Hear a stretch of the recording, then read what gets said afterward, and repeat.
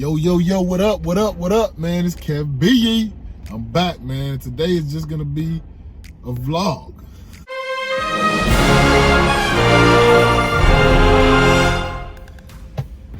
Oh, man. Okay, guys, man, I'm back today, man, and I just want to talk to you, man. I just got some thoughts that I just want to get out and work out in my mind, and I'm gonna talk to you, because, I mean, ain't nobody else for me to talk to.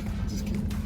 But, so, I was listening to a podcast today by Brother Ben X. If you haven't heard of him, look him up. His name is Brother Ben X, like Malcolm X. He's a Muslim. I don't want to say obviously, you may not know, but he's a Muslim. And he had a show on there where he had a guy on there today talking about the best investment that you could make would be to invest in yourself. Something that I've already been saying, but I never heard this particular take on it, because what he was saying is, you know, because the debate was that he does not suggest anybody investing into real estate to create wealth as their vehicle to create wealth. That if you're going to have that much money to invest, that shouldn't be your initial investment. And I'm talking to people who don't come from money. Like, he never said that you shouldn't invest in real estate. It is a good way to make money. But for the average person who doesn't have a lot of capital, the real estate investment and I'm not talking about the flipping part, I'm talking about the passive income part, where people will now rent a 2 or 3 family or single family and then turn around and rent that property out for a profit. And when he broke down the math on it, it made sense, at least in the scenario that he was speaking of. So if you're talking about, let's say, a single family home, because when you get into duplex and triplex, it's a little different, but I still think it still applies, because what he was saying was that the margin that you have, you still, let's say you buy the home, if you're not buying it outright, you don't have the capital, you're paying the bank. And when you look at it over the term of a 30-year mortgage, with interest included, 9 times out of 10, you come out paying almost double what the house is worth. So he gave a couple of examples, whereas if you bought a $300,000 home and you got it for 30 years, I think if you put no money down, or if you have the FHA, you only put like the FA, the 3.5% down, and you paid it off over the 30 years, you would have wound up paying the bank somewhere almost $700,000, to where a $300,000 home, you wound up paying almost double for the actual home. So the bank actually won. And then in that process of you renting out the home because you want the passive income, you're only maybe making or clearing, said your mortgage will probably be like maybe $1,200 to $1,400. So now you rent it out. When you rent out the home, you have to rent it out at a comparable rate. You just can't rent it out for whatever you want. So you have to rent it out. He also said that when you buy this $300,000 home, I don't want to just skip too much. You know, I'm going to give you a synopsis. I don't want to skip too much. I want to make sure I give you enough so that you're not lost. So the home, typically, when you're getting these FHA loans and you're finding this $300,000 home or $250,000 home, or whatever the rate is, 9 times out of 10, it's not going to be in an area where the rent is high, or it's a high rent. It's going to be in a middle class or a low income area, and the rent, you're going to have to rent it out at a comparable rate, which is maybe $1,500 to $1,800 at the most, maybe $2,000, depending on where you live. But that means that you're only clearing cash flow mortgage maybe $600. And he says where a lot of people get in trouble is that they look at that $600 and think that that's their cash flow, and it's not. Because you have to remember, you own the home and you're renting it to someone who doesn't. So it means they're eventually going to move out. And when they move out, it's going to come with costs. As we all know, renters is inevitable, break something. Something is going to break. Something's going to happen. So now your $600 a month looks more like maybe $300 a month of cash flow. So you're carrying for 30 years this $300,000 liability or asset that you call it, and you're only getting maybe $300 of cash flow every month. But when you look on the bank's side of it, they're carrying this $300,000 liability or this loan that they gave you, but they're getting it in return $1,200 to $1,400 a month. So what he was saying is, rather than play that game and get a minimal return on your money, just play a different game. You know, if you can't get in and be the bank, play the role of the bank to where you're actually getting a substantial return on your money or a substantial cash flow to where it actually makes sense, then don't play that game at all. He would rather, and what he suggested was, well, this is what hit me, was invest in yourself. The number one asset that we all have is ourselves. More valuable than anything else on this earth, because everything else on this earth we can't take with us. And the number one producing asset that we all have is ourselves. So, and I agree with that wholeheartedly if you've been watching my channel. So what he suggested was getting a life insurance policy. A life insurance policy that has attached with it, what'd you call it? Like I forgot what he called. I forgot the exact term, but you have like basically like a savings account attached to it where you gain dividends on it. And what he's talking about is a whole life policy, not anything that's term that ends. This is a whole life policy, something that you can hand on and get beneficiaries and, you know, really create wealth with that. And it was like, wow, why didn't I think of that? Because he gave an example saying that now you become the bank, because there's so many things that you can do when you have that whole life policy. You can borrow against it, you know, and you have to pay it back, but the amount that you have to pay back, the interest is very small, if any. You determine that, you know what I'm saying? So basically, like, you become your bank. So rather than investing your money and saving your money and get this big lump sum and having it in a house that you can't pull out, it's not liquid right away, take that same money that you were saving and invest into a house and invest that into a whole life policy.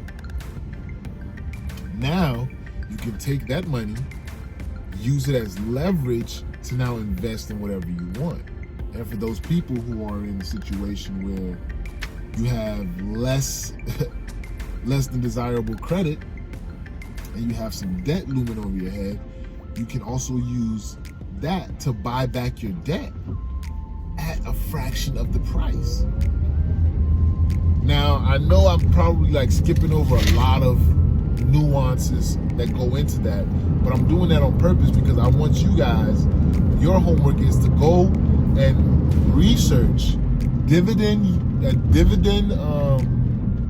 forgot what they called it exactly, but it's a whole life policy with a dividend attached to it, meaning that the money that you put in after a certain amount of time brings you interest, and it's you also partake within whatever insurance house you go to.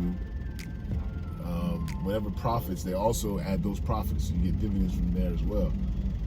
And that money right there is not taxed. So it almost becomes like your own personal bank where you can borrow against and gain interest, and it's money that you can hand down. Can't be touched by the government. Like, there's so many protections that you get from having your life insurance. And it just made me think. And it just goes back to my whole, if you watched a few of my videos before, like, I said on one of my past videos that my people perish for lack of knowledge. that the Bible says people perish for lack of knowledge. And we would jump into certain situations and do things and we fail. Find ourselves in worse situations than we were prior to the situation because we didn't have the knowledge of how to maneuver ourselves and get the money to move or do what we needed to do, and we just found ourselves back in debt. But I just said all that to say was I learned something new today, you know, and I just wanted to share it with you guys, and it has my mind going right now. Like, the number one thing that I should be investing in first is my own whole life insurance policy, because that in and of itself creates a bank for me. And should anything happen to me, my son is taken care of. Like, that's automatic generational wealth right there, built in, like automatic. If I was to pass or anything was to happen, boom. You know what I'm saying? So it's just making me think, because, and he mentioned this, that our society and our culture, we're so geared towards instant gratification, you know, and they referenced a show or something. I don't know if I heard it on the podcast or if I heard it earlier. Sorry about the little noises, man. I went and bought some candy for my candy machine that I'm gonna be doing with my son. But that's what's shaking up in the car right now. But we as a society, all we want to do is buy. I didn't see this movie, but the same place where I heard that reference, they saw the movie something about rich Asians or filthy rich Asians or something about Asians that had a lot of money. And the guy was in the movie and he was going to marry an American, and the mother was opposed to it. Oh, because they were talking about how America and Black Americans are portrayed to the rest of the world. That's not what we're talking about as far as that is, but the statement that she made is what I'm getting at. And what she said was that Americans, you guys are just so flashy. You only think about yourselves. You don't plan. Everything that we do in our culture, we're always thinking about the people that came before us and the people that are going to come after us. We're thinking about the whole picture. You know, I'm just afraid that if my son marries you, he's going to become materialistic and forget that he has a future to also take care of. And I just said that to go along with this is to say, because in our society, in our culture, man, we're so geared on the now. What can I get now? What's my return on investment, and how fast is it going to come back to me now? But I want to be more geared towards what legacy am I leaving for later. Like, I don't want to see the promised land. I want my son to see it. If I get to see it, that's a bonus. You know what I'm saying? I want my son to see the promised land. So I want to make moves and do things where I'm setting him up to be as successful as possible, to where he can't fail. I want to set him up to the point where he can't fail. I've already taken out a life insurance policy on him, and when he's 25, he's going to be able to do with that money whatever he wants. And surely, in case I don't make it to see him reach 25, when I pass, there's a $2 million life insurance policy right now that I have on myself, but it's not a whole life policy. You know? But I'm thinking about converting it into a whole life policy. The one I have right now is the term 80. So it's like basically I'm insured until I'm 80. You know, I'm just paying on that policy. It's a little bit cheaper, and the rate kind of fluctuates over years. So my plan was to switch over to a whole life policy. But after listening to this, man, I think I'm gonna slow down on trying to invest more on bigger investments, like trying to do real estate investment, which I was trying to do, and focus on the smaller investments that I can do, and really focus my money more towards whole life investments, and particularly one that has attached a dividend to it with the savings that I can pull from without penalty. So I'm gonna call back my guy, my financial planner who helped me set that thing up, and yeah, man, I'm gonna look into that. I just wanted to share that with you guys, man, because we need to start thinking about how to create generational wealth and to create something bigger than us for the future. And the only way that we can do that is to do something different, you know, do something different. I don't know anybody around me who's using their whole life policy as their own personal bank. I've never heard of that. I don't know anybody else who's doing it. So I'm gonna do my research. I'm gonna learn more about that. The more I learn, I'm gonna come and share it with you guys as well. And man, 2020, boy, that 2020 vision. I'm my goal. I'm learning something new every day. I'm doing something new every day. I'm grinding every day. I hope I just open somebody's mind. And I hope I open somebody's mind enough that you're gonna go and do research. I know I'm gonna do mine. You know, it's all about believing in yourself, figuring yourself out, and getting it done for yourself. So let's go out there and let's create generational wealth. It's Kev B signing off, man. I'm gonna holler at you guys on the next one. Peace.